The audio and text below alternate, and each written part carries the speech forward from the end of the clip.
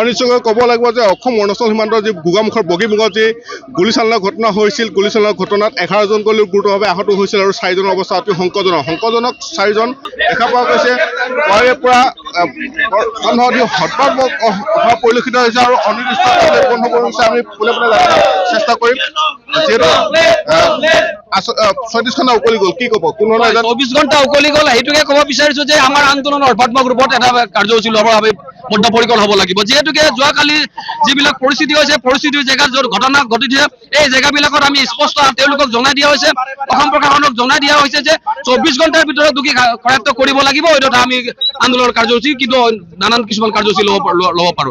গতিকে পুনৰবাৰ আমি আহ্বান জনাইছো, 24 ঘণ্টা এতিয়াও আছে, এতিয়াও সময় অকমান আছে। এই সময়ৰ ভিতৰত তেওঁলোকে জয়াত্ব কৰক, নহ'লে কিন্তু তেওঁৰ ভৱিষ্যতে হ'বলগীয়া পৰিস্থিতিৰ কাৰণে কিন্তু ধেমাজি প্ৰশাসন বা অসম প্ৰশাসন আৰু অৰুণাচল প্ৰশাসনে দায়ী হ'ব। এইটো স্পষ্ট কথা।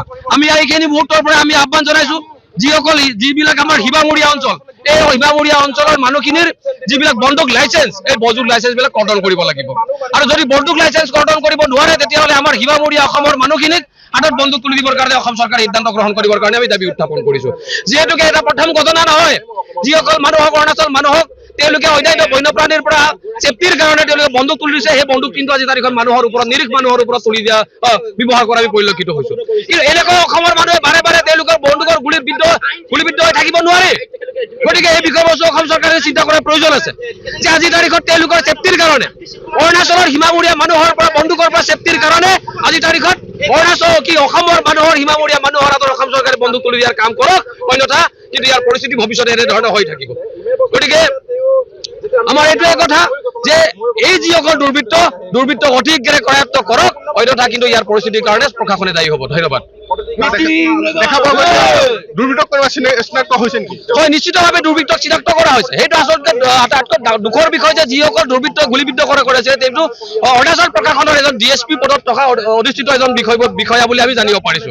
আৰু যিসকল ল'ৰাক গুলিবিদ্ধ কৰিছে, এই সকল ল'ৰা তেওঁলোকৰ চিনাকি ল'ৰা হয়। স্পষ্টভাৱে তেওঁলোকে নাম পৰ্যন্ত তেওঁলোকক দিয়া হৈছে। যিসকল ল'ৰাই বন্দুক তুলিছিলে, যিসকল বন্দুক তেওঁলোকে গুলিয়াইছিলে, এই লোকৰ ল'ৰাৰ নাম পৰ্যন্ত দিয়া আছে।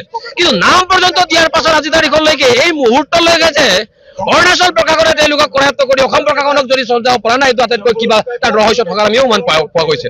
গতিকে অধিকভাৱে কৰক, অন্যথা কিন্তু ইয়াৰ পৰিস্থিতি অতিকৈ ভয়ংকৰ ৰূপত পৰিস্থিতি ইয়াত হ'ব পাৰে। গতিকে অতি শীঘ্ৰে ইয়াৰ সমস্যা সমাধানৰ কাৰণে প্ৰশাসনক কাম কৰিবৰ কাৰণে অনুৰোধ জনাইছো। নিশ্চয়কৈ ক'ব লাগিব যে অসম অৰুণাচলৰ যি সীমান্তৰ যি সীমা বিবাদ আছে, অতি সোনকালে নিষ্পত্তি কৰিবলৈ জনাইছে আৰু কেন্দ্ৰীয় চৰকাৰক আহ্বান জনাইছে যে তেওঁলোকে অতি সোনকালে যেন এই সমস্যাসমূহ নিষ্পত্তি কৰক। আৰু দেখা পোৱা গৈছে প্ৰতি বছৰে এনেধৰণৰ ঘটনা সংঘটিত হৈছে, প্ৰতিটো সময়তে এনেকুৱা ঘটনা সংঘটিত হোৱাৰ দেখা পোৱা গৈছে। কেইবাজনো লোক 2023 চনৰ 5 জুনৰ দিনাখনি 2জনকৈ লোক আহত হ'বলগীয়া হৈছে আৰু দেখা পোৱা গৈছে তাৰপিছতো যেন উক্ত অঞ্চলটোত এতিয়াও দেখা পোৱা গৈছে কৰায়ত্ব কৰিব নোৱাৰিলে এজন ব্যক্তিক কটাব নোৱাৰিলে অসম চৰকাৰ, অসম পুলিচৰ হাতত দেখা পোৱা গৈছে। আৰু তাৰপিছত এই পুনৰ ঘটনালৈ অতি উদ্বিগ্ন হৈ পৰিছে দেখা পোৱা গৈছে। যেতিয়ালৈকে দোষী কৰায়ত্ব নহয়, তেতিয়ালৈকে পথ অৱৰোধ কাৰ্যসূচী গ্ৰহণ থাকিব। অৰুণাচলৰ বিৰুদ্ধে যি পথ অৱৰোধ কাৰ্যসূচী আৰু অত্যাৱশ্যকীয় সামগ্ৰী যি কঢ়িওৱা গাড়ীসমূহ তেওঁলোকে অৱৰোধ কৰা পৰিলক্ষিত হৈছে।